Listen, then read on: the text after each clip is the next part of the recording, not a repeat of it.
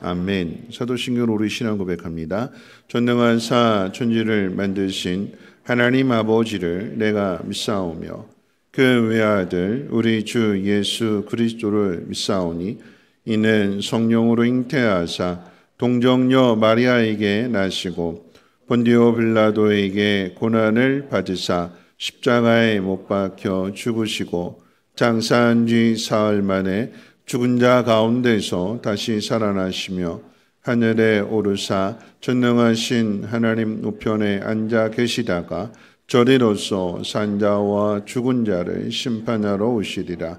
성령을 믿사오며 거룩한 공회와 성도가 서로 교통하는 곳과 죄를 사하여 주시는 곳과 몸이 다시 사는 곳과 영원히 사는 것을 믿사옵나이다. 아멘. 함께 앉으셔서 찬송가 395장 통의 찬송가로 450장 찬송 후에 송재영 장로님 기도해 주시겠습니다.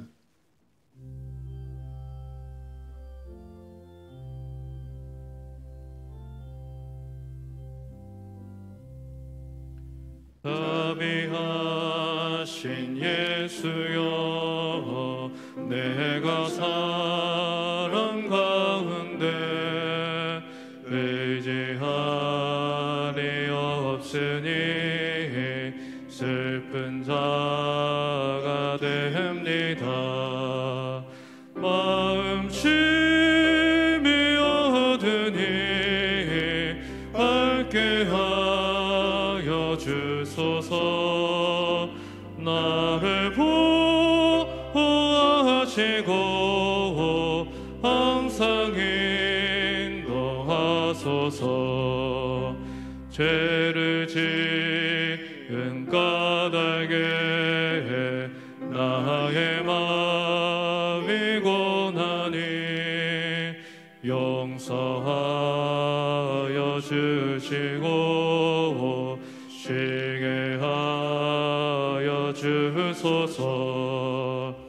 천국 가고 싶으나 나의 공로 없으니 예수 공로 힘입어 천국 가게 하소서.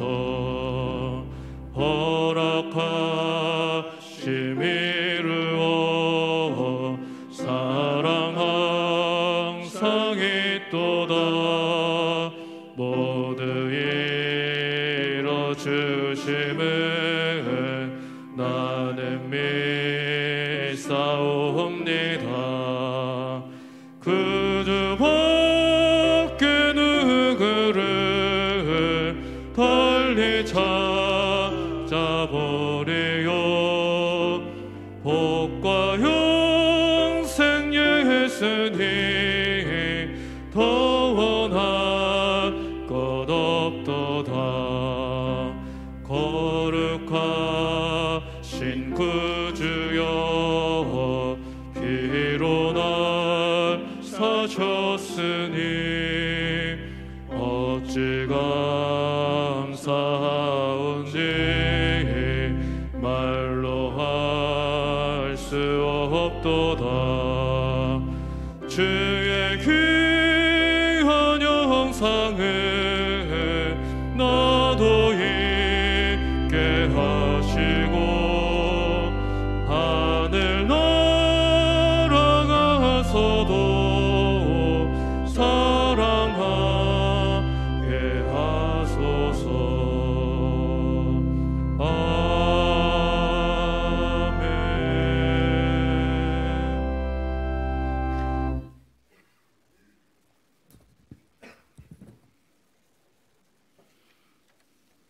기도드립니다.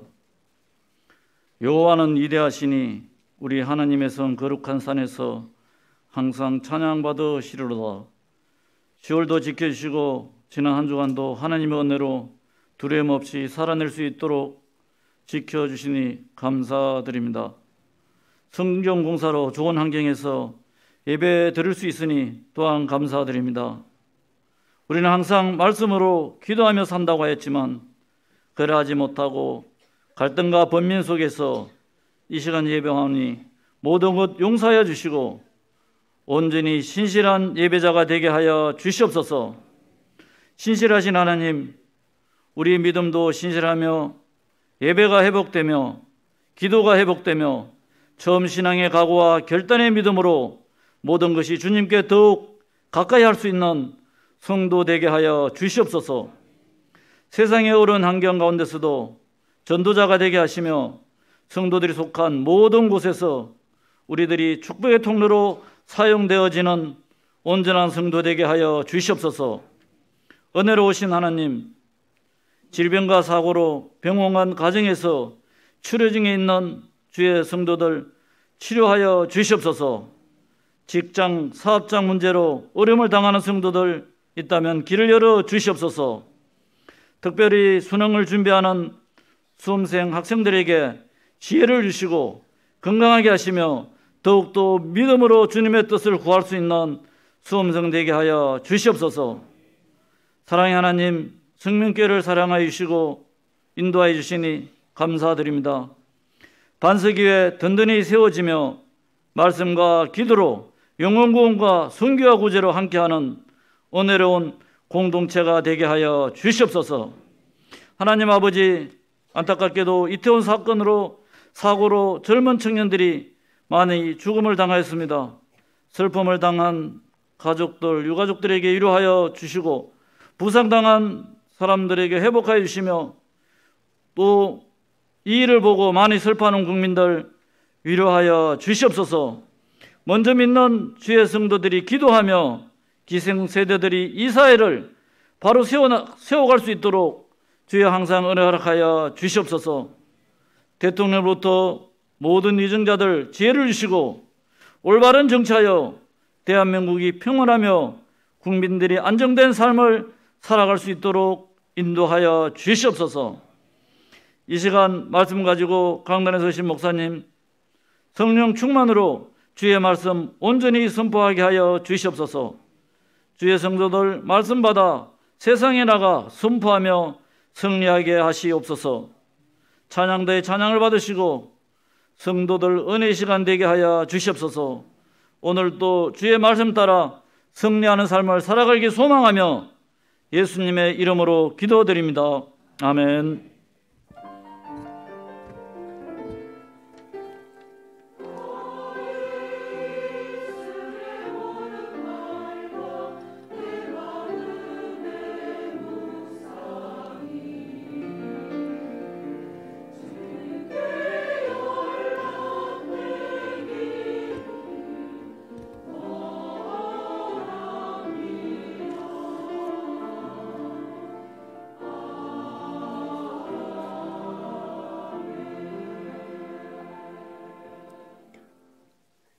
교회 소식은 주보를 참고해 주시고요. 오늘 이제 드릴 광고 말씀이 많은데 첫 번째 드리는 광고 소식은 오늘 저녁 예배는 바우선교회 혼신 예배로 드려지게 됩니다.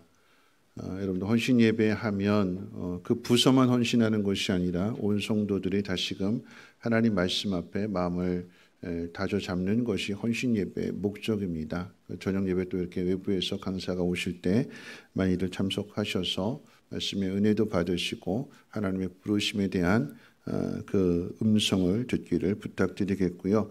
아울러서 이제 추수감사절을 맞이하면서 셋째 주 이제 추수감사주일로 지키게 될 때에 코로나로 인해서 교회 나오지 못한 분들이 함께 나올 수 있도록 여러분들이 관심 가져주시고 또 연락도 하셔서 총동원 전도 주일이 되었으면 좋겠습니다.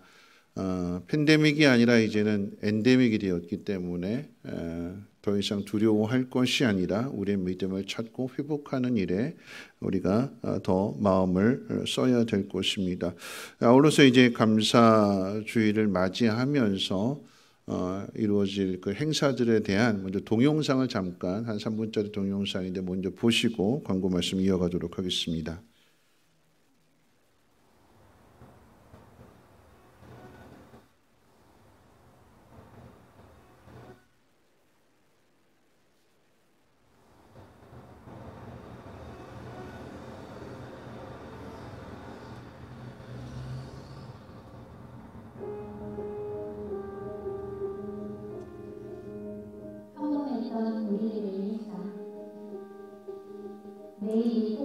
것 같았던 우리의 삶이 바뀌었습니다. 코로나19 나아지겠지 생각하며 하루하루 보냈던 날들이 어느덧 2년째.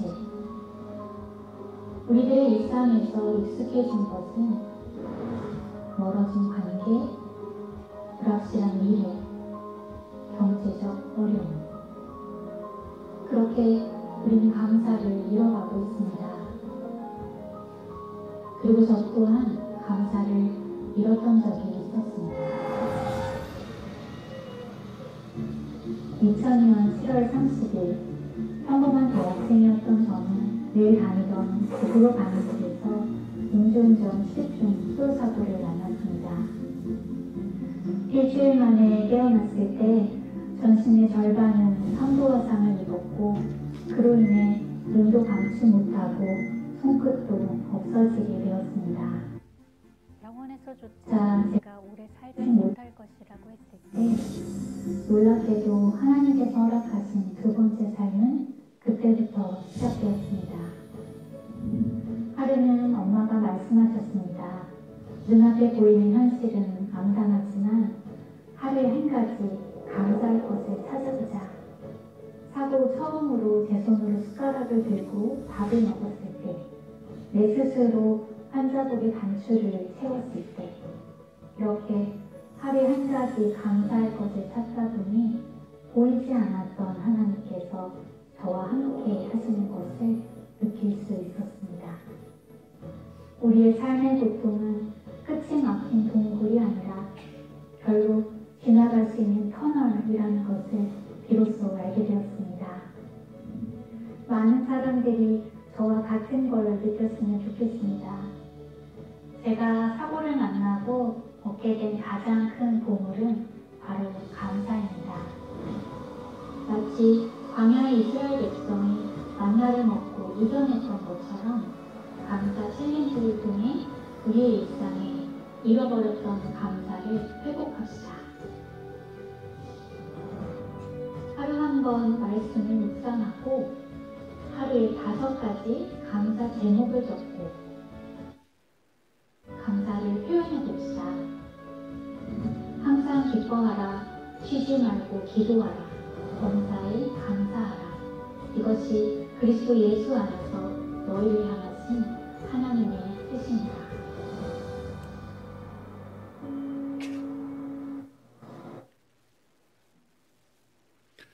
11월 달 감사의 달을 맞이하면서 이제 감사 챌린지에 동참한다라고 하는 것은 이제 예배 끝나고 이제 가실 때 1층 이제 사무실 앞에 이렇게 감사 노트가 있습니다. 그리고 이렇게 또 감사나무 열매도 있는데 먼저 이 감사 노트를 통해서 3주간 동안 이제 오늘부터 이제 3주간 동안에 하루하루 하나님 말씀을 묵상하면서 그 안에서 이제 감사할 내용들 5가지를 찾아보는 거예요.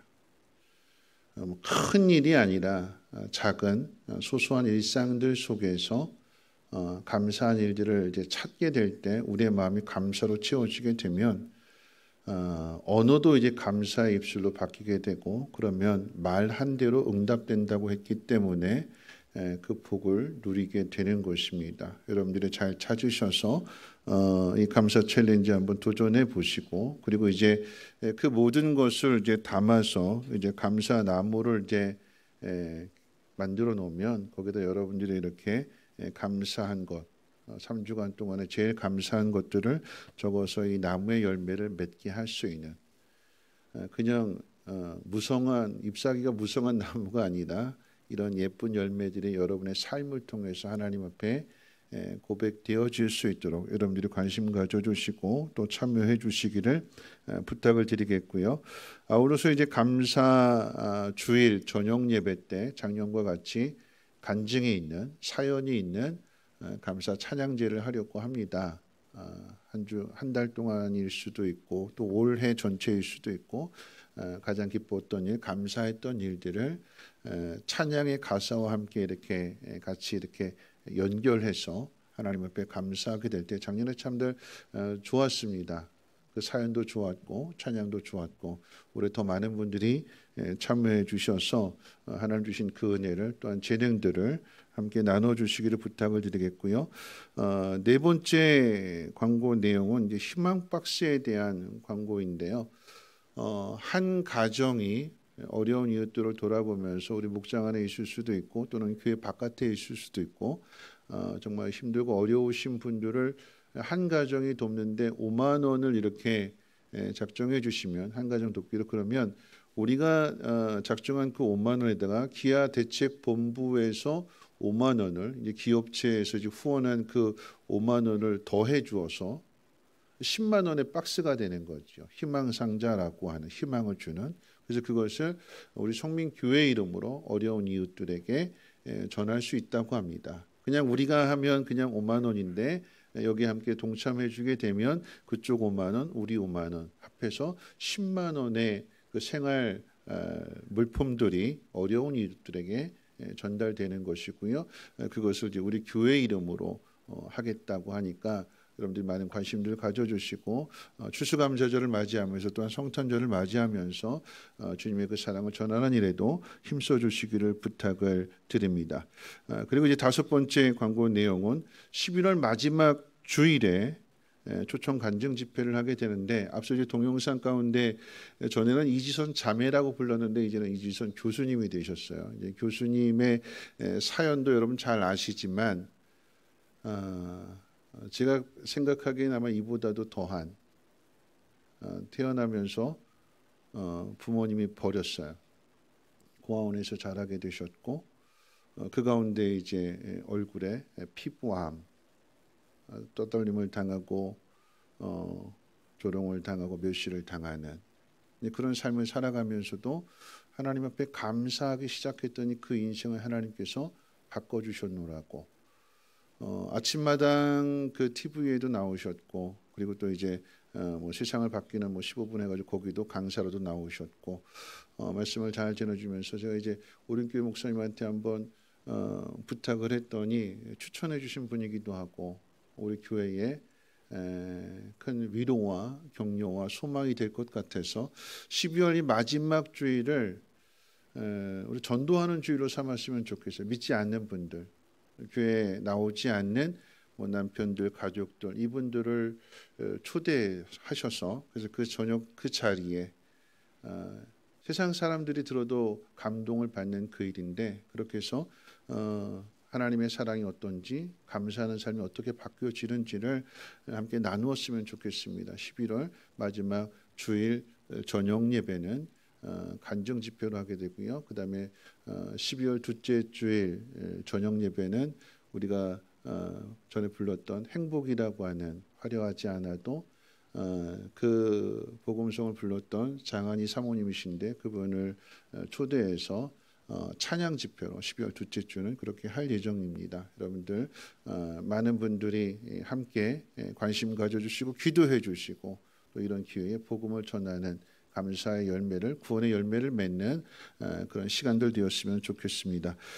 돌아오는 수요일, 목요일 9일과 10일 이제 내년부터 이제 점심 식사를 하기 위한 김장을 하려고 합니다. 그래서 총요전대 회원님들뿐만 아니라 시간 되시는 우리 남자분들도 함께 참여해 주셔서 교회 김장을 잘 준비해서 내년 점심 식사를 준비해 주시기를 부탁을 드리고요. 총 남전도의 가을 산행 가을 여행이 있다고 합니다. 돌아오는 토요일 오전 8시 50분에 교회에서 출발한다고 합니다. 우리 남전도 회원님들 참여해 주시고요. 학습 세대식 11월 마지막 주일에 있습니다. 대상자는 사무실로 신청해 주시고 12월 초조는 성천 예배로 드려지게 됩니다. 찬양대 칸타타 연습 오늘부터 시작하기에 함께 참여해 주시기를 부탁드리고요. 또 우리 저는 기도하신 대로 대학 수학능력시험 11월 17일 목요일에 있게 되는데 관심 가져주시고 우리 다음 세대들이 하나님 말씀으로 또 은혜로 잘 이겨내게 해달라고 기도해 주시기를 부탁을 드립니다. 하나님 말씀 보도록 합니다. 하나님 말씀은 마태복음 20장 24절 말씀부터 28절까지를 제가 봉독합니다.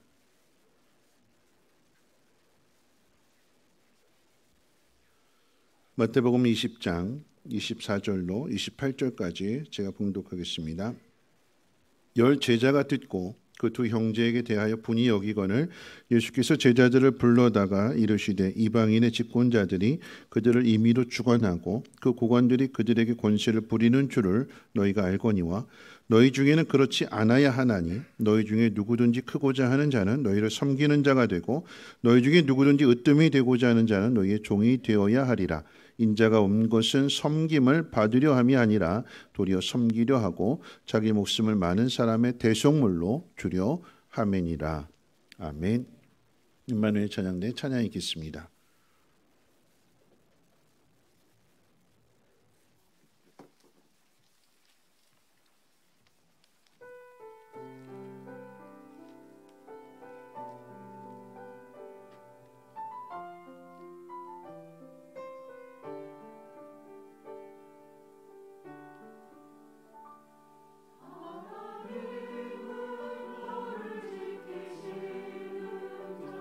너의 우라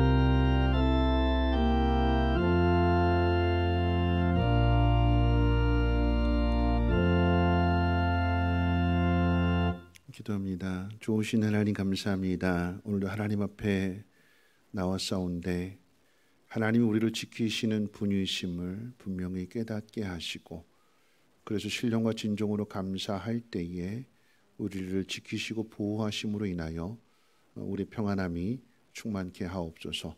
그리고 이 복을 많은 사람들, 두려움과 근심과 염려에 빠져있는 많은 사람들에게 전하게 하시고, 저들도 빛 가운데로 나옴으로 인하여 참된 평안함과 안식을 누리게 하옵소서. 드린 손길 가운데 복 주셔서 하나님의 자녀로 살아갈 때 부끄러움 당하지 않게 하시고, 때를 따라 도와주시는 하나님의 그 놀라운 은혜를 누리며 살게 하옵소서. 오늘 하나님 말씀을 듣습니다. 나에게 주신 하나님의 음성으로 들려지게 하시고, 결단할 때에 하늘의 복을 내려 주시옵소서. 감사드리며 모든 말씀 예수님의 이름으로 기도하옵나이다. 아멘. 네, 한 주일 동안도 편안하게 잘 지내셨는지요? 우리 옆에 분과 함께 인사 나누실 때 오늘도 살아가는 것이 하나님의 은혜입니다 하고 인사하겠습니다. 네, 오늘도 살아가는 것이 하나님의 은혜입니다. 한 번 더 인사할 때 우리 표로 인사하겠습니다. 당신이 행복해야 가정도 교회도 모두가 다 행복합니다 하고 인사합니다. 네, 당신이 행복해야 가정도 교회도 모두가 다 행복합니다. 네, 좋은 이야기가 있고 나쁜 이야기가 있는데 어떤 이야기부터 먼저 할까요? 좋은 이야기부터. 네, 좋은 이야기부터 먼저 하겠습니다. 한 주간 동안에 이슈가 되었던 사건 두 가지는 200시간이 넘도록 어둠 속에 갇혀져 있었는데 200시간이 지나서, 그렇죠? 거의 열흘 가까이 되는 그런 시간 속에서 포기하지 않고 있었더니 마침내 막혀 있었던 그 굴이 뚫려지게 되고 빛 가운데로 나오게 되는, 포기하지 말라라고 하는 거죠. 아까 동영상에도 이지선 교수님이 이야기했던 것처럼 무덤이 아니라 우리에게 끝은 열려져 있다라고 하는 것입니다. 포기할 일이 아니라 기다리고 인내하면 하나님의 은혜를, 하나님의 능력을 본다는 거죠. 여러분 좋은 소식 믿으시기를 주님의 이름으로 부탁을 드립니다. 자, 나쁜 소식은 무슨 소식일까요? 네, 할로윈데이에 대한 이야기이지요.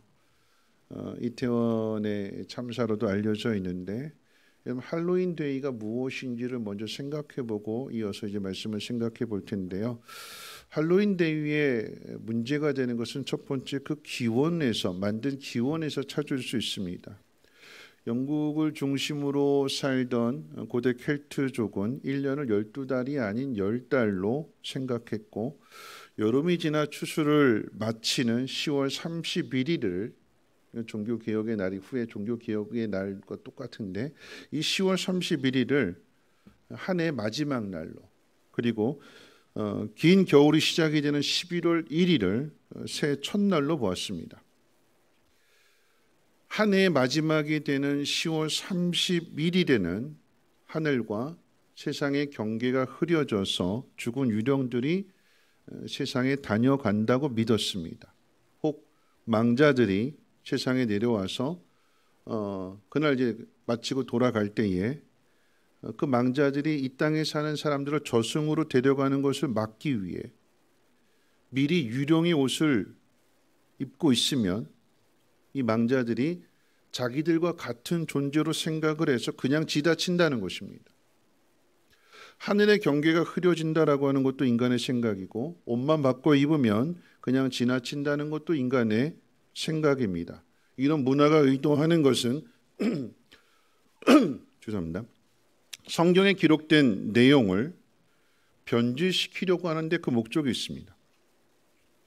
6월절 어린 양의 피를 대문에 발랐더니 그 집은 그냥 지나치지만, 피가 발라지지 않은 집은 재앙이 임한다라고 하는 것을 옷으로 변질시키는, 그것이 할로윈데이의 이제 목적이 되는 것입니다. 죽음은 피할 수 있다라고 하는 거죠. 옷만 바꿔 입으면. 자, 이 할로윈데이의 두 번째 문제는 풍습에서 찾습니다.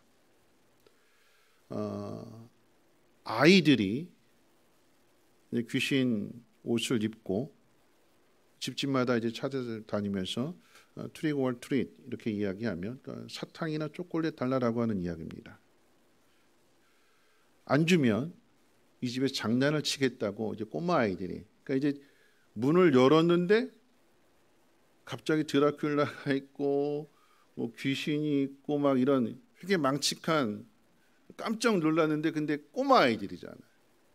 꼬마 아이들이 그 모습을 보니까 두려움은 사라지고 이제 마음의 긴장이 풀어지면서 꼬마 아이들이 초콜릿이나 사탕 주세요. 안 주면 이 집에 장난칠 거예요 하니까 이제 먹을 것을 내주어서 평안을 얻는, 재앙이 지나가는 그런 문화 속에서 먹을 걸 주면, 귀신들이 바라는 욕구를 채워주면 그럼 재앙이 떠나가고 평안하다라고 하는 것이 이 할로윈 대위 풍습 안에 숨겨져 있는 의도입니다. 자, 이것을 이제 미국의 상업주의가 세상에 퍼뜨리게 되는 거죠. 마치 이제 발렌타인데이, 뭐 팔려고 그래? 발렌타인데이 뭐 주는 거죠? 초콜릿. 화이트데이는요? 사탕. 빼빼로데이는요? 빼빼로. 이거 누가 만들었어요? 근데 롯데에서 만들었어요. 빼빼로데이. 그렇죠? 네. 초콜릿은 초콜릿 회사에서, 사탕은 사탕 회사에서. 발렌타인데이만 있냐? 남자만 여자들한테 고백하냐? 뭐 여자도 남자한테 고백해야지. 그러면서 이제 계속해서 만들어가는 상업주의입니다. 자, 이것을 보다도 최대한대로 효과를 내고 홍보를 하기 위해서 어린아이들이 즐겨보는 만화 영화에, 그러니까 디즈니 영화에서 도널드 덕이라고 하는, 저 어렸을 때 많이 봤던 그 디즈니 영화 가운데 도널드 덕이 친구들과 함께 귀신 복장을 하고 문을 두드리는, 트릭 올 트릿, 초콜릿 주세요, 사탕 주세요. 그러면 그 안에서 이렇게 내어주는, 이 미국의 상업주의가 이것을 전 세계적으로 만화 영화를 통해서 퍼뜨리게 될 때 이게 이제 전 세계적으로 퍼져가게 되는 것이고, 유치원을, 어린이집을 비롯해서 이제 심지어는 교회까지도 이런 할로윈 문화가 전해지게 되는 것입니다. 돈을 목적으로 해서 아이들을 팔고 아이들을 이용하는 거죠. 어른들의 욕심에 의해서 아이들이 희생 제물이 됩니다. 여러분, 이태원 참사 가슴 아픈 것은 결국은 이렇게 만들어낸 문화에 의해서 10대, 20대가 비극을 당하게 되는, 그래서 가슴이 아픈 거예요. 자, 세 번째, 이 할로윈데이의 문제는 기독교에 있습니다. 여기서 말하는 기독교라고 하는 것은 그 당시에 카톨릭을 말합니다.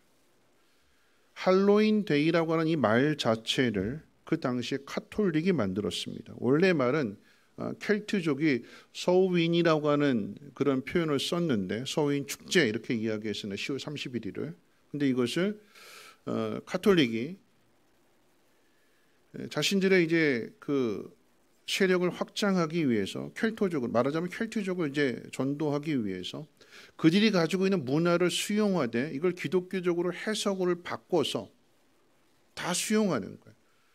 우리나라 제사 제도를, 유교에서 만든 제사 제도를 천주교가 인정하는 것과 똑같은 거예요. 그 나라, 그 민족이 가지고 있는 전통 문화, 이런 토테미즘이나 샤머니즘조차도 이걸 기독교적으로 해석해내면, 바꿔버리면 아무런 문제가 없다. 그래서 바꾸는 데 있어서 여러분, 10월 31일은 망자의 날이고 11월 1일은 카톨릭에서 말하는 11월 1일은 성자의 날입니다. 카톨릭에는 성인들이 많아요. 마리아도 성인이고 베드로도 성인이고 뭐 그 이후에 뭐 프란시스코도 성인이고 별의별 성인들이 많아요. 그 사람을 기념하는 각자의 날들이 있는데 워낙 많다 보니까 이거 다 일일이 기억할 수가 없어요. 그리고 이름 없는 성자들도 있을 텐데 이 모든 것들을 다 한 날로 모아서 11월 1일을 모든 성자의 날 All Saints Day라고 이렇게 이름을 붙였어요. 그런데 이 성자라고 하는 것을 영어로 이제 Saint이라고 이야기하는데 중세 시대의 영어로는 또 다른 표현으로 할로우라고 하는 표현도 썼습니다. 11월 1일은 All Hallows Day, 모든 성인의 날. 그런데 거기에 전날을 뜻하는 이브닝을 줄이면 이브가 되는 거예요. 크리스마스 이브. 그것은 크리스마스 전날이다.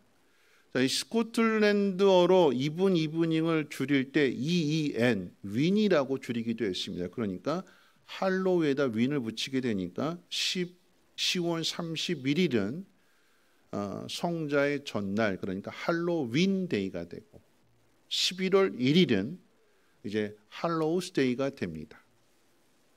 해석은 좋아요. 망자의 날을 이겨낸, 믿음으로 이겨낸 신앙의 성인들을 봐라. 그들은 믿음으로 이겨냈다. 그걸 전하기 위해서 이 카톨릭이 열심히 할로윈과 할로우를 전했는데 이제 남은 건 뭐만 남았어요? 할로윈만 남았어요.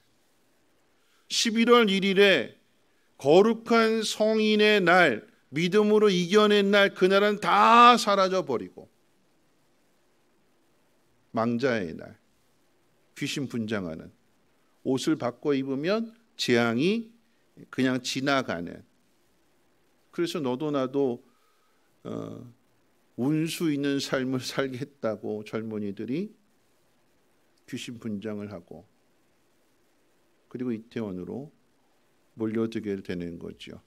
지방에서도 올라오고 외국에서 들여온 거니까 외국의 중심이라고, 대한민국 가운데 외국의 중심이라고 할 수 있는 이태원으로 몰려들게 되는 그 일, 그리고 오늘의 이 비극이 만들어지게 된 것입니다. 여러분, 이것을 바꾼 것이 종교개혁이지만 오늘날 교회들이 그 종교개혁을 지켜내지 못해서 결국은 할로윈의 참성을 보게 되는 것입니다. 여기에 교회의 책임이 있습니다. 복음을, 진리를 지켜내지 못하고 세상과 타협하고 변질시킨 그 책임, 그것이 교회의 책임이고 곧 우리들의 책임인 것입니다. 오늘 읽은 본문의 내용을 보면 또 다른 세상 문화에 빠져 있는 모습을 보게 됩니다. 세상 문화에 빠져 있는 것은 다름 아닌 예수님을 따르는 제자들이었습니다. 여러분, 본문의 상황은 이렇지요.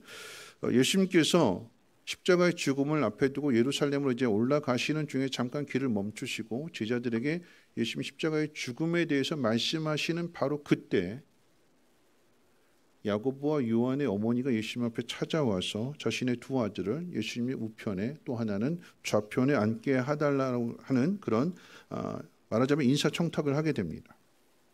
그리고는 이 말을 듣고 예수님의 10 제자가 듣고 분노했다고 그랬어요. 예수님의 제자들의 그 공동체가 누가 높은 자리에 앉느냐를 두고 서로 시기하고 분열에 빠진 모습을 오늘 성경이 우리에게 비춰주는 것입니다. 이런 제자들의 모습은 중세 시대의 타락한 교회 모습일 뿐만 아니라 오늘날 안고 있는 한국 교회의 문제이기도 합니다. 왜 이렇게 됐을까요? 기독교의 진리를 잃어버리고 세상의 가치를 따르기 때문에 그러합니다. 여기서 말하는 세상의 가치라고 하는 것은 성공이라고 하는 가치입니다. 성공이라고 하는 단어를 그대로 풀면 목적한 바를 이루는 것이 성공입니다. 우리 모두는 흔히 말하는 꿈을 가지고 있는데 꿈을 이룬 사람은 성공한 사람이라고 말하고 꿈을 이루지 못한 사람은 실패한 사람이라고 부릅니다. 그런 의미에서 본다면 예수님을 따르는 제자들의 꿈은 높은 자리에 앉는 것이 꿈이었다라고 하는 것을 오늘 본문이 우리에게 가르쳐주고 있는 거예요. 야고보와 요한, 베드로가 그물을 버려두고 어부라고 하는 직업을 버려두고 예수님을 따르는 목적이 무엇이었을까요? 어느 날 물고기를 잡으러 갔는데 그 바다에서 잔뼈가 굵은 매일같이 물고기를 잡았던 이 베드로, 야고보, 요한이 그날따라 물고기를 한 마리도 잡지 못했어요. 그런데 갑자기 예수님이 찾아와서 깊은 데로 가서 그물을 던져라 라고 하는 그 말씀에 순종함으로 그물을 던졌더니 그동안 잡지 못했던 엄청난 물고기를 잡게 됩니다. 그럼 그것을 보고 깨닫는 마음이 어떤 마음이냐? 자기는 지금까지 물고기를 쫓아다니는 인생이었는데 물고기가 어디 있나 찾고 그곳에 그물을 던졌지만 허탕을 치는 빈 그물을 들어 올리는 게 자기의 실력이었는데, 근데 예수님은 물고기가 어디 있는지 척 보면 아시는 거죠. 그러니까 저 예수님 따라가면, 저 예수님에게 배우면 물고기가 어디 있는지 알겠다. 그러면 던질 때마다 그물이 찢어질 정도로 고기를 많이 잡겠구나. 성공한 삶을 살아가겠구나. 높은 자리에 올라가겠구나 하는 꿈을 가지고 예수님을 따랐다라고 하는 것이 오늘 본문을 통해서 드러나는 제자들의 속셈입니다. 그 마음. 예수님을 따라서 예수님이 어떤 분이신지를 알고 그 삶을 배우려고 하는 것이 목적이 아니라 예수님을 이용해서 세상 사람들이 부러워하는 성공을 얻겠다라고 하는 것이 제자들의 마음입니다. 여러분, 찬송가 147장 거기 너 있었는가라고 하는 이 찬송의 가사의 내용은 1절부터 5절까지 제자들이 있었던 자리에 대해서 묻습니다. 1절 거기 너 있었는가 그때에 주님 그 십자가에 달릴 때, 2절 그 나무 위에 달릴 때, 3절 그 밝은 빛을 잃을 때, 4절 그 무덤 속에 누일 때, 5절 그 무덤에서 나올 때. 예수님의 제자들뿐만 아니라 오늘 우리에게도 동일하게 그때 그 자리에 있었는가, 예수님이 십자가에 못 박히시는 죽음의 자리, 말씀하신 그대로 부활하시는 그 자리에 있었느냐 물을 때에 제자들은 그 자리에 없었어요. 왜 없었을까요? 예수님이 십자가에 못 박히신다라고 하는 것은 제자들이 상상한 일이 아니었기 때문에, 바라는 일이 아니었고 꿈꾸는 일이 아니었기 때문에, 그건 실패자가 있는 자리고 저주받은 자가 있는 자리이기 때문에, 자신들이 바라는 것과는 다른 길이기 때문에 죽음 앞에서, 고난 앞에서, 십자가 앞에서 다 도망가 버렸어요. 따르는데 실패한 실패자가 됐습니다. 오늘날도 마찬가지인 거죠. 오늘날 목사가 예수님을 따르는데 실패자가 되고, 장로와 권사가 예수님을 따르는데 실패자가 되고, 교회가 하나님의 영광을 나타내는데 실패한 교회가 됩니다. 그런 실패의 원인이 어디 있는가를 가르쳐 주는 것이 바로 오늘 본문의 교훈입니다. 오늘 이제 세 가지로 짧게 생각해 볼 텐데, 첫 번째는 말씀에 대한 잘못된 해석을 하는 것 자체가 이제 문제가 되는 거죠. 야고보, 요한의 엄마가 예수님 앞에 이렇게 부탁하게 되는 것은 바로 앞에 있는 19장의 예수님의 말씀을 오해했기 때문에 그러합니다. 우리 말씀 한번 찾아볼까요? 마태복음 19장 27절로 28절 말씀. 두 절 말씀을 같이 함께 읽겠습니다. 시작. 이에 베드로가 대답하여 이르되 보소서 우리가 모든 것을 버리고 주를 따라 싸우는데 그런즉 우리가 무엇을 얻으리이까? 예수께서 이르시되 내가 진실로 너희에게 이르노니 세상이 새롭게 되어 인자가 자기 영광의 보좌에 앉을 때에 나를 따르는 너희도 12 보좌에 앉아 이스라엘 12지파를 심판하리라.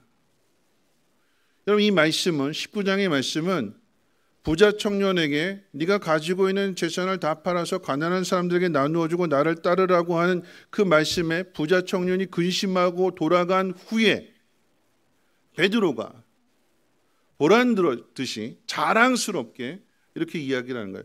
주님, 저 청년은 예수님 말씀에 불순종해서 돌아갔는데, 그런데 나는 내 직업도 내 가족도 내 재산도 모든 것들을 다 버려두고 예수님을 쫓았는데 그 상이 무엇입니까? 뭘 주시겠습니까? 라고 하는 이 질문에 대하여 예수님은 세상이 새롭게 되어 인자가 자기 영광에 보좌에 앉게 될 때에 나를 따른 너희도 12 보좌에 앉아서 12지파를 심판하게 될 거다. 그럼 재미있는 것은 예수님은 말씀 그대로 읽으면 너희들이 12 보좌에 앉아서 12지파를 심판한다 이렇게 말씀하셨어요. 그럼 그 내용은 심판하는 자리에 앉는다라고 하는 그 이야기는 부자 청년과 비교했을 때 부자 청년은 따르지 않았고 제자들은 버리고 따랐잖아요. 순종했잖아요. 그럼 순종한 사람이 하나님이 하시는 일들을 경험하게 되는 것이고 하나님의 능력을 경험하게 됩니다. 아, 이래서 이런 말씀을 하셨구나. 이것을 깨닫게 된 사람이 그렇지 못한 사람들에 대하여서 너희는 왜 그랬어? 이렇게 하면 되는 건데 왜 그러지 않았니? 하는 것을 가르치는 자리에 앉게 된다라고 하는 의미가 되는 거예요. 근데 이것을 세상의 논리로 세상의 기준으로 생각해서 12보좌에 앉는다, 12자리다, 그러면 한 자리씩 앉으면 되는데 사람들의 생각, 제자들의 생각, 그러면 예수님 옆에는 누가 앉느냐? 가장 중심이 되는, 중앙이 되는, 핵심이 되는 그 예수님 옆자리는 누구 자리 거냐? 2자리인데. 12명 중에 그 2자리에 앉게 될 사람을 서로 견제하고 시기하더라라고 하는 거죠. 그럼 세상의 논리로 생각한다면 12명의 제자가 있지만 굳이 이제 비유로 생각해 본다면 예수님을 가장 가까이 따랐던 제자는 3명입니다. 누구죠? 베드로, 야고보, 요한. 자, 이 3명의 제자는 예수님이 특별히 더 가까이 데리고 다니셨어요. 변화산 갈 때도 이 3 제자만 데리고 가셨고 또 겟세마네 기도하실 때도 9명의 제자는 저 멀리서 기도하게 하시고 그 3명의 제자들만 돌 하나 던지면 닿을 정도의 그 거리로 데리고 가셔서 나를 위해서 기도해달라고 하는 기도 부탁까지 하셨어요. 제자들을 편애하신 것이 아니라 예수님 십자가의 죽음 이후에 맡게 될 사명이 다르기 때문에 야고보는 가장 먼저 순교하고요. 베드로는 십자가에 거꾸로 못 박혀 죽는 순교를 당하게 되고 요한은 오래 살지만 길게 살지만 이 모든 일들을 보고 앞으로 되어질 일들을 기록하게 하는 사명이 다르기 때문에 예수님께서 그 제자들 특별히 데리고 다니신 거예요. 그럼 만약에 세상의 논리로 이야기한다면 그럼 예수님 좌우편의 자리는 누가 앉아야 될까요? 우선적으로 따진다면 누구에게 먼저 우선권이 주어질까요? 3명의 제자에게. 베드로, 야고보, 요한. 그런데 야고보, 요한의 엄마가 찾아와서 그 자리 달라고 하니까 누가 제일 먼저 화를 내야 될까요? 베드로가. 그런데 성경은 베드로를 비롯해서 나머지 9명까지 똑같이 분노했다고 그랬어요. 여러분 그 이야기는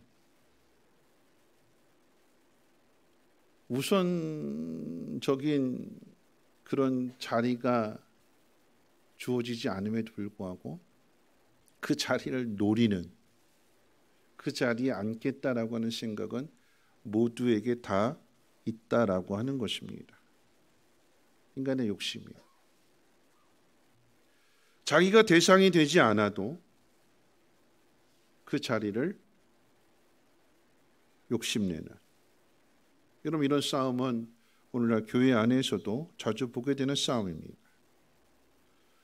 목사라고 하는 직분, 장로라고 하는 직분, 권사라고 하는 직분, 또 안수 집사, 교회 안에 있는 이런 직분들은 여러분 계급이 아닙니다.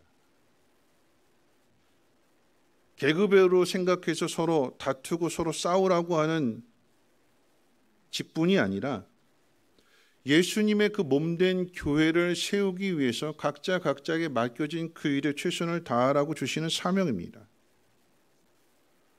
여러분 여기서 밀리는 사람들이 화를 내지요. 이제 로드맵 모임에서 지난 월요일 날 했는데 한 목사님이 그런 이야기를 했어요. 교회에 이제 한 남자 집사님이 계셨는데 이분이 이제 회사 일로 인해서 회사에 출장하는 일이 많았대요. 출장 가는 일들이.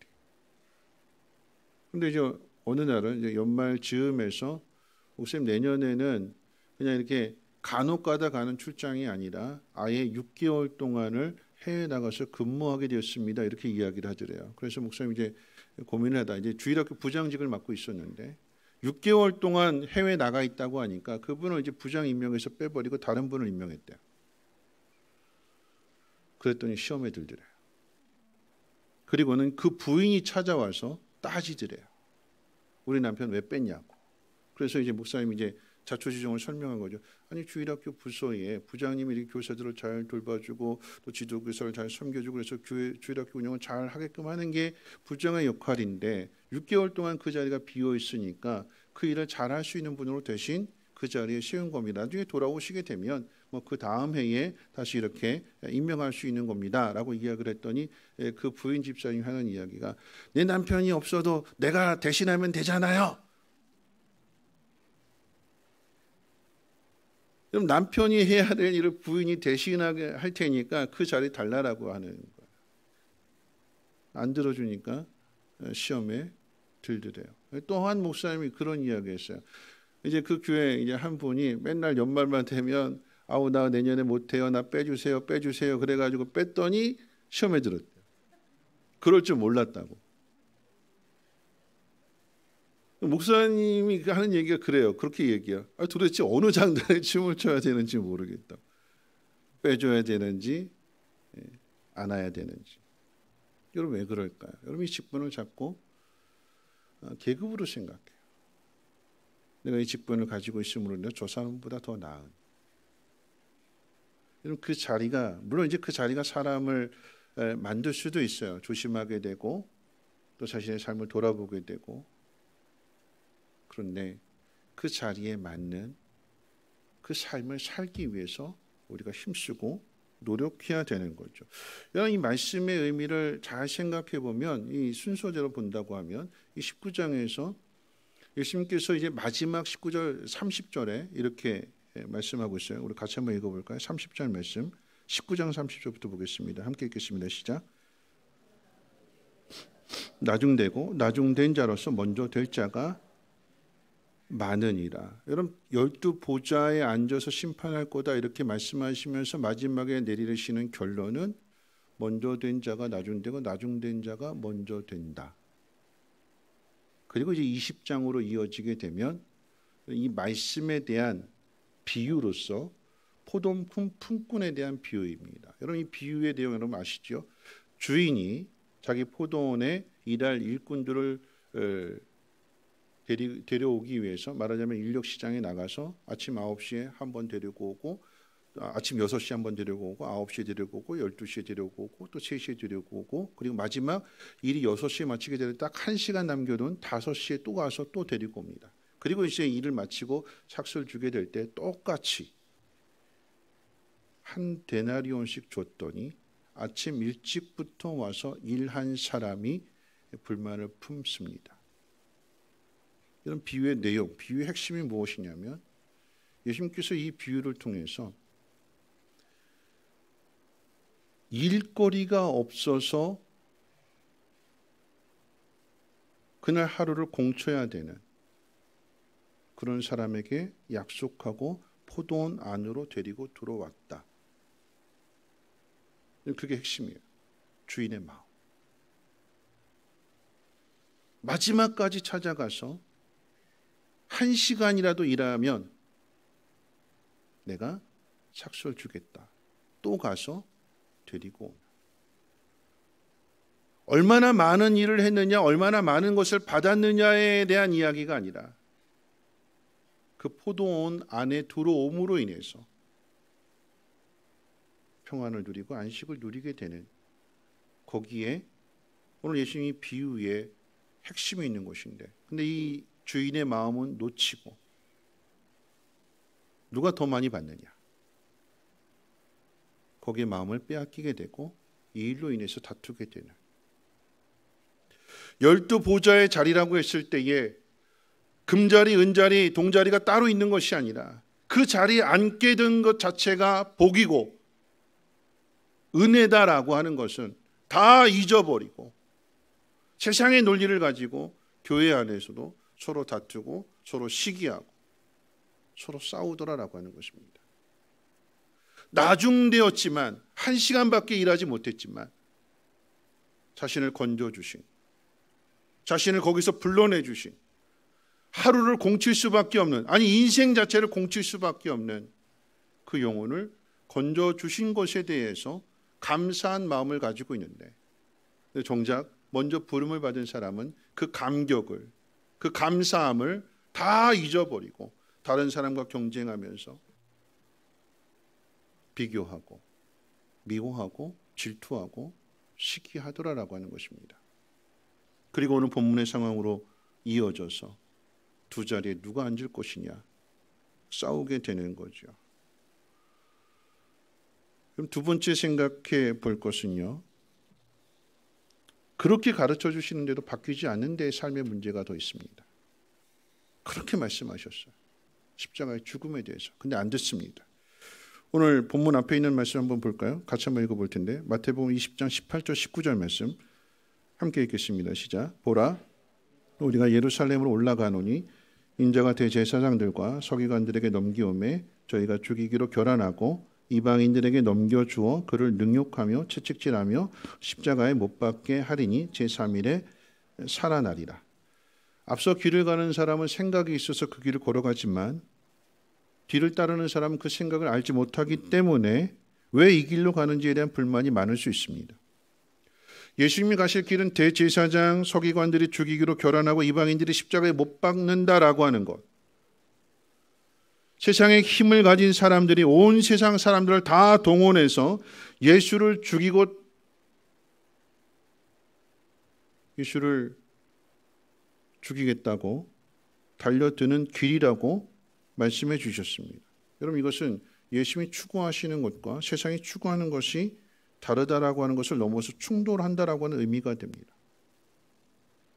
충돌을 피하지 않는 것은 세상 나라의 성격과는 전혀 다른 나라를 이루시기 위함입니다. 이것을 세상이 결사 반대하는 것이 십자가의 죽음입니다. 그럼 예수님께서 왜 십자가에 죽으셔야 했을까요?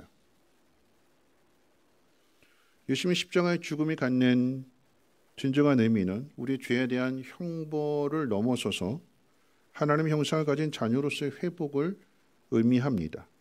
죄와 사망에서 꺼내실 뿐만 아니라 우리를 인도하셔서 구원받은 백성이자 하나님의 자녀로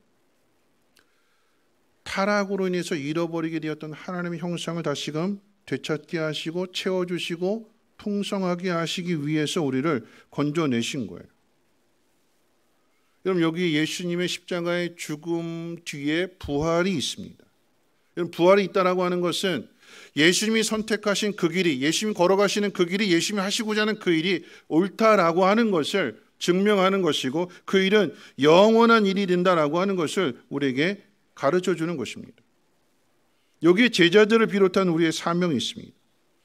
예수님의 죽음과 부활을 본 대로 경험한 대로 우리는 보지 못했지만 믿는 그대로 세상의 성공주의나 물질 만능주의나 아니면 능력 제일주의에 맞서서 하나님 나라가 어떻다라고 하는 것을 보여주라고 하는 것이 그것이 우리의 사명이고 제자들이 감당해야 될 일입니다.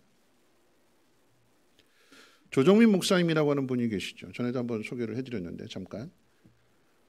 MBC 기자 출신인데 앵커까지 되었다가 나중에는 MBC 사장까지 되신 분입니다. 근데 이분의 아내는 모태신앙이었고 주일날 교회에서 많은 봉사들을 하고 있었는데 이 아내의 그 간절한 기도가 남편이 교회 다니는 거예요. 예수 믿는 거였어요. 그런데 이 조정민 목사님 되신 이 분이 그 아내를 그 교회에서 건져내기 위해서 교회에 빠지는 아내를 건져내겠다는 마음으로 이제 교회를 까기 위해서 교회에 이제 잠입해서 취재를 하는 중에 말씀을 듣다가 은혜를 받고 회개의 눈물을 흘리게 됩니다. 그러면서 갖게 되는 생각이 왜 예수를 믿으면 달라지는가? 왜 교회는 세상과 다른 것을 이야기하는가?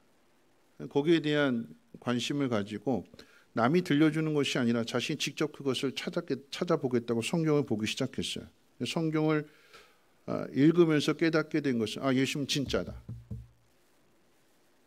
예수님이 진짜구나. 그러면서 이분이 기자 출신이니까 얼마나 예리하게 이 모든 것들을 다 분석했겠어요. 예수님은 진짜다. 그런데 왜 예수 믿는 사람들 중에 가짜가 많을까? 간디가 말했던 것처럼 예수는 좋은데 예수 믿는 사람들은 싫다. 왜요? 예수를 믿는 영국 사람들이 인도인들을 압제하고 폭력적으로 다뤘기 때문에 예수 믿는 사람들이 어떻게 그럴 수 있느냐. 예수는 진짜인데 왜 교회는 다른가? 그래서 이분이 그걸 알아내기 위해서 신학교에 가겠다고 MBC 사장의 자리를 내려놓고 미국 신학교에 입학하겠다고 했더니 누가 제일 반대를 할까요? 누가 제일 반대해요? 그의 아내가 반대해요. 극구 반대, 결사 반대. 그러면서 이 조정민 목사님이 하는 이야기가 예수 믿게 해달라고, 교회 다니게 해달라고 그렇게 기도해서 하나님 응답해 주셔서 예수 믿는 걸 넘어서서 하나님의 종으로 부르시겠다는데, 그걸 이제 결사 반대하는 그 모습을 보면서 이 조정민 목사님 재밌게 이렇게 얘기했어요. 내 아내 실체를 낱낱이 드러내 주겠다고. 그리고는 결단하고 정말 그대로, 그때 나이가 53이었대요. 53세. 아이들 중고등 학생인데 왜 반대했느냐? 목사 될 거면 애들 다 키워놓고 하지. 이제 한창 돈 많이 들어가는데 애들 키워야 되는데 지금 목사하면 이제 애들은 어떻고 나는 어떻게 되느냐. 여러분, 이 조정빈 이 목사님이 결단하고 이제 보스턴으로 가셔서 이제 신학교에 이제 입학하게 되고, 그러면서 바로 개척을 했대요. 미국에다가. 그러니까 이제 부인은 사장 부인에서 전도사 부인이 됐고, 전도사 부인이 되니까 그동안 듣지 못했던 별의별 말들을 다 듣게 되었대요. 아예 밑바닥까지 다 내려가는. 그런데 중요한 것은 그 밑바닥에서 예수를 만났대요. 전에 교회는 그냥 남편이 사장이니까 모든 것 다 해주니까 취미생활 하는 것처럼 가서 봉사하고 그렇게 교회를 다녔는데, 정작 남편으로 인해서 밑바닥까지 떨어지게 되니까, 그런데 그곳에서 정말로 예수를 만나게 되고, 그러면서 이 아내가 고백하는 이야기가 그런 이야기입니다. 예수 만나고 나니까 전에는 남편이 문제였다고 생각했대요. 내가 남편 잘못 만나서 이 고생하고 있다고. 그냥 사장으로 있을 일이지 왜 굳이 신학은 한다고 그러고 왜 목사의 길을 걸어간다고 해서 왜 나를 이렇게 고생시키느냐고. 남편 잘못 만나서 자신이 고생한다고 생각을 했는데 밑바닥까지 떨어진 그곳에서 예수님 만나고 나니까 이렇게 고백하더랍니다. 아, 나 때문에 내 남편이 고생한 거였구나. 내 이 본성을 드러내고 본색을 드러내고 내 믿음이 이렇다, 이 가짜다, 허울만 가득한 거라고 하는 것을 드러내기 위해서 내 남편이 고생한 거였구나. 여러분, 이것은 아내만의 고백이 아니라 조정민 목사님의 고백이기도 합니다. 그분이 간증 책에 보면 이런 내용이 있어요. 20대에는 세상을 바꾸겠노라고 돌을 들었고 30대에는 자기 아내를 바꾸겠노라고 눈초리를 들었고 40대에는 자기 자식을 바꾸겠노라고 회초리 매를 들었는데 50되고 나서야 자기 하나 바뀌어지면 된다라고 하는 것을 깨닫게 되었노라고. 나 하나 내가 문제였다고. 내가 예수를 믿으면 그러면 되는 일인데, 내 아내, 내 자녀의 문제 또한 내가 내 아내를 바꾸고 내 자식을 바꾸는 것이 아니라 주님이 바꿔주실 것을 믿고 기다리면 되는데, 그걸 내가 믿지 못하니까 내 힘으로 하려고 했던 내가 문제였다라고 하는 것을 깨닫게 되었노라고요. 여러분, 예수님의 말씀을 듣는 것과 말씀대로 사는 것은 틀린 거예요.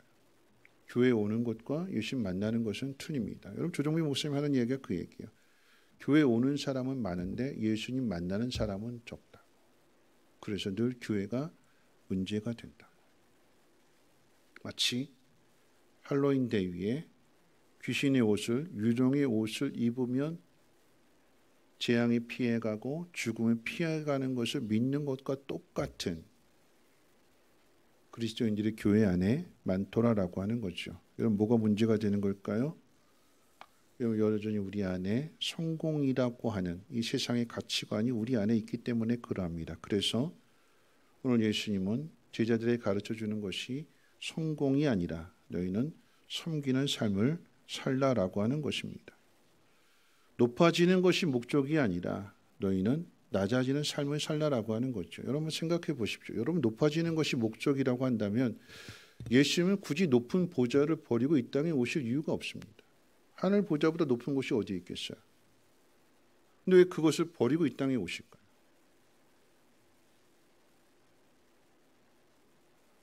높아지는 것이 목적이라고 한다면, 사람들이 우러러보는 것이 목적이라고 한다면 그럼 하늘에 계시면 되는데 왜 그냥 그 자리를 버리고 이 땅에 내려오시는 걸까요? 굳이. 이런 거지요. 하늘 보좌에 앉아 있는데 그 밑에 자녀들이 고통받는 삶을 살고 있다면 그 위에 앉아 있는 자리가 행복할까요? 여러분, 자식들이 비참하게 살아가는 그 모습을 부모가 바라볼 때에 네 인생 네가 살아라, 난 모른다, 그리고 그 안에서 희희낙낙거리면 그게 진짜 부모일까요? 아니죠. 어떻게 해서든지 건져내야 되는 거예요. 그 자리에 건져내어서 함께 기쁨을 누릴 수 있는 그 자리까지 이끌어가고 인도하는 것. 그게 부모의 마음이잖아요. 나는 행복한데 내 자녀가 불행하다면 그건 행복이 아닌 거죠. 내 자녀가 행복해져야 부모도 행복해지는 것이 참된 행복입니다. 그래서 오셨어요.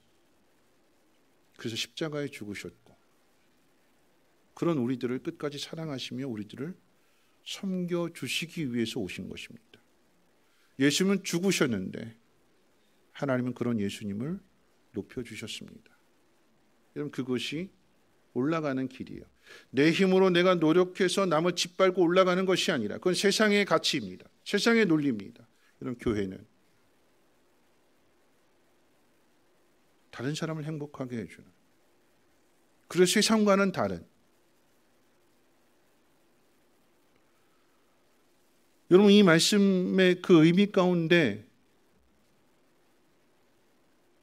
여러분, 무엇이 행복인지를 한번 생각해 보세요. 회개가 뭘까요? 내 중심에서 하나님 중심으로 돌아서는 게 회개고, 내 이익을 구하는 삶에서 다른 사람의 이익을 구하는 삶으로 바뀌어지는 것이 회개이며, 나를 성공시키려고 애쓰고 노력하는 것이 아니라 다른 사람을 성공시켜주려고 다른 사람을 높여주는 것이, 그것이 그리스도의 제자이고 하나님 나라의 삶의 법칙입니다. 여러분, 이것은 인간의 힘으로 안 돼요. 하나님의 영의 충만함을 받아야 되는데, 그래서 에베소서 5장 18절 21절까지 내용 가운데 보면 이렇게 기록하고 있으면 제가 읽어드릴게요. 술 취하지 말라. 이는 방탕한 것이니 오직 성령의 충만을 받으라. 시와 찬미와 신령한 노래들로 서로 화답하며 너희의 마음으로 주께 노래하며 찬송하며 범사에 우리 주 예수 그리스도의 이름으로 항상 아버지 하나님께 감사하며 그리스도를 경외함으로 피차 복종하라. 술 취함과 성령의 충만함이, 술 충만과 성령의 충만함이 비교되고 있어요. 술 취하면 어떻게 될까요? 술 취한 사람 특징이 뭘까요? 큰 소리 치잖아요. 고래고래 소리 지르잖아요. 그 내용을 들어보면 어떤 내용일까요? 술 취한 사람들이 하는 소리, 어떤 말들 많이 하죠? 원망불평입니다. 너 때문에 내 인생이 이렇게 됐어. 속에 담았던 그 내용들을 맨정신에는 못 이야기하고 술 취해서 이성이 마비된 상태에서 너 때문에 너 만나서 내 인생이 이렇게 됐어. 한탄이고 원망이고 불평이고. 성령 충만은 뭘까요? 오늘 이 성령 충만에 대한 이야기를 에베소 5장 18절 21절까지 내용 세 가지로 압축해서 정리하는데 동사입니다. 찬양하라, 감사하라, 그리고 복종하라. 성령 충만한 결과는 하나님을 찬양하고 내게 주어진 모든 상황에 대해서 감사하고 복종하는 것. 그게 그리스도인의 삶이래요. 세상과는 다른. 그럴 때 하나님이 복종하는 그를 높여주신다라고 하는 것입니다. 여러분, 성공은 내가 노력해서 얻어내는 것이 아니라 하나님 높여주셔야 그게 성공이에요. 오늘 저와 여러분들이 하나님이 높여주시는 삶을 살아가기를 주님의 이름으로 축원을 드립니다. 긴 말씀에 말씀 마칠 텐데요. 조종윤 목사님 이야기로 말을 마치려고 합니다. 말씀 마치려고 합니다. 이런 이야기 했어요. 잘 먹고 잘 사는 것이 복이면 예수는 복이 없습니다. 오래 사는 것이 복이면 예수는 참 복이 없습니다. 33살에 돌아가셨잖아요. 잘 죽는 것이 복이면 예수는 정말 복이 없습니다. 십자가에 못 박혀 죽였고 멸시와 조롱을 당하며 죽으셨잖아요. 예수는 세상의 복이 아니라 길이고 진리이고 생명입니다. 복 받기 위해서 예수를 믿는 것이 아니라 길이기 때문에, 진리이기 때문에, 생명을 얻는 길이기 때문에. 이런 바울의 인생을 한번 보십시오. 예수를 믿는다라고 하는 것이 무엇이? 건강한 것이 복이라고 한다면 바울은 육체의 가시를 가지고 살아야 했습니다. 돌에 맞았고요, 감옥에 갇혔고요, 매를 맞았고요. 복과는 거리가 멉니다. 그런데 그곳에서 감사합니다. 자기를 거절하고 배반하고 무시하는 사람을 위해서 눈물로 기도할 수 있는 그런 마음을 가진 사람이 됩니다. 하나님 은혜 안에 있음을 확신하고 믿기에 더 이상의 높은 자리, 그게 목적이 아니라 한 사람이라도 그 은혜 안으로 들어올 수 있도록, 한 사람이라도 더 건져내는 그 일을 위해서라면 나는 아무래도 상관이 없다고.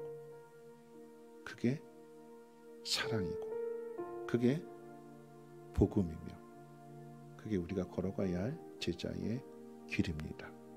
세상과는 다른 그 삶의 모습들을 세상 가운데 보여주고, 우리 교회 안에서 먼저 다져져서 그 빛을 세상 가운데 비출 수 있는 우리 모두가 되시기를 주님의 이름으로 부탁을 드립니다. 우리 함께 일어나셔서 빛을 들고 세상으로라고 하는 찬양 부르신 후에 함께 기도하고 축도로 마치겠습니다.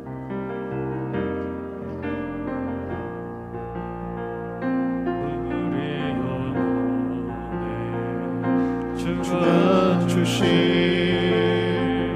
꺼지지 않는 빛이 있네. 오직 주님께 우리를 드릴 때에 그 빛을 밝혀 주시리라. 이제 일어나 소망이 없는 어두운 세상에 나아가라. 내 빛 비춰라. 모두 알도록 빛을 들고 세상으로, 빛을 들고 세상으로. 절망에 빠진 형제의 맘에 꺼져만 가네. 빛이 있네. 주님을 떠나 방황하는 자에도 그 빛의 생명 일어나네. 이제 일어나 어둠 속에서 고통받는 자 일으키라.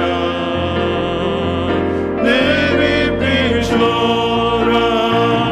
모두 알도록 빛을 들고 세상으로,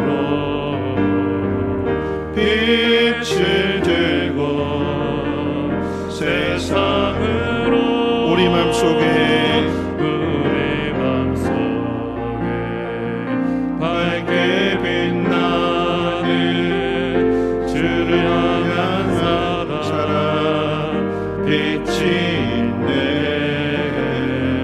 그 빛 모아줄게. 기도드릴 때에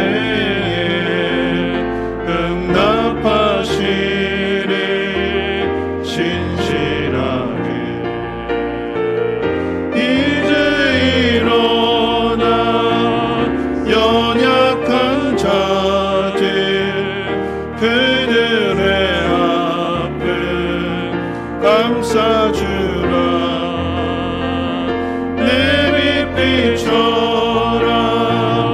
모두 알도록 빛을 들고 세상으로 빛을 들고 세상으로. 오늘 말씀 생각하면서 함께 기도하실 텐데요. 예수님을 따르는 제자들에게 내가 모든 것을 다 바치고 따른 결과가 무엇입니까? 라고 물었을 때에 너희가 12 보좌에 앉아서 12 지파를 심판할 거다. 하나님의 말씀을 따르고 순종하는 자들에게 주시는 하나님의 복이 무엇인지를 너희는 아는 사람이 되어서 그것을 가르치는 사람이 될 거다라고 하는 그런 의미인데, 제자들은 성공의 가치를 가지고 누가 더 높이 올라갈 거냐, 이런 비유의 말씀을 생각해 본다면 주인의 마음은, 하나님의 마음은 한 사람이라도 더 들어오라라고 하는 것이 하나님의 마음입니다.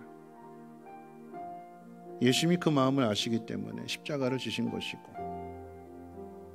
바울이 주님의 그 마음을 알기 때문에 자신의 몸이 괴로울지라도 한 영혼이라도 그 구원의 안으로 들어올 수 있도록 자기의 모든 것을 다 바치는 것입니다. 그게 믿음이고 그게 사랑이고, 그래서 이루어지는 것이 하나님의 나라입니다. 저절로 되는 거 아니고요. 내가 희생해야, 내가 더 낮아져야, 내가 더 섬겨줘야, 그래야 그 사랑을 깨닫고 하나님의 사랑을 알게 되고 그들도 변화되는 것입니다. 오늘 이 말씀 앞에 우리가 더 낮아질 수 있도록, 그리고 그 빛을 들고 세상으로 나아가서 사람들을 일으켜 세워주고 높여주고 하나님 앞으로 인도할 수 있는 우리 사명자가 되게 달라고 우리 함께 통성으로 하나님 앞에 기도합니다. 하나님, 그렇습니다. 하나님, 우리가 하나님 믿는다고 하면서도 여전히 세상의 가치를 가지고 누가 더 높은 자리에 앉아 있는가, 나보다 못하다고 생각하는 그 사람이 나보다 더 높은 자리에 앉아 있는 것을 배아파하고 시기하고 질투하고 다투고 분열하는 것이 우리들의 모습입니다. 그리스도의 몸으로 우리를 불러주셨는데 그것이 교회인데 서로를 미워하고 망가뜨리고 그걸 더 좋아하라 하고, 세상 사람들의 마음이 여전히 우리 안에 있음을 보게 하옵소서. 겉으로는 모태신앙이고 겉으로는 많은 직분을 가지고 주의를 봉사하지만 예수님 만나지 못함으로 인하여 그저 옷만 입고 있는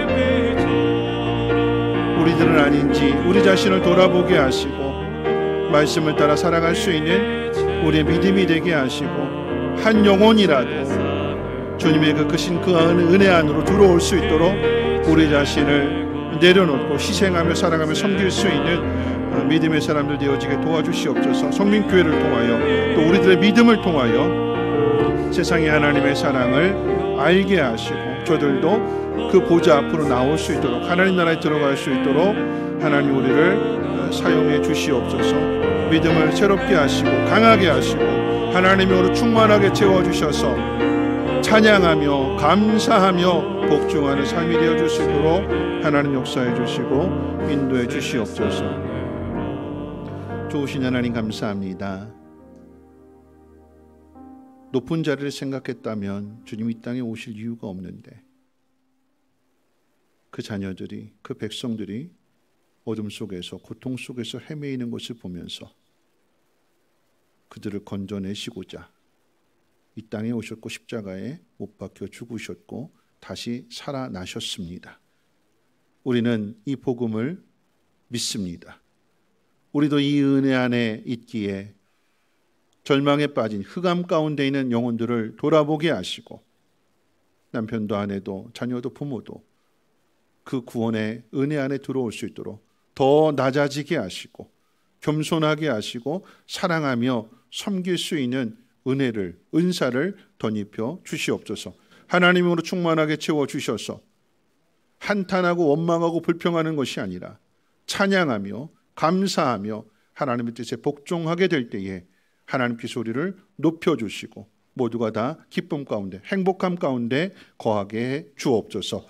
이제는 우리 주 예수 그리스도의 무한하신 은혜와 하나님의 그 크신 사랑하심과 성령님의 감화 감동 충만 보호 역사하심이 이 진리를 믿고 더 낮아지고 더 겸손히 성공이 아닌 섬김의 삶을 살기로 다짐하고 결단하는 주의 백성들 머리머리 위에와 가정가는 모든 일과 특별히 자녀들 위해 정민교회, 쉼터, 유치원, 이 나라 민족과 북한 땅, 전 세계 위에 이제로부터 영원토록 항상 함께 있을지어다.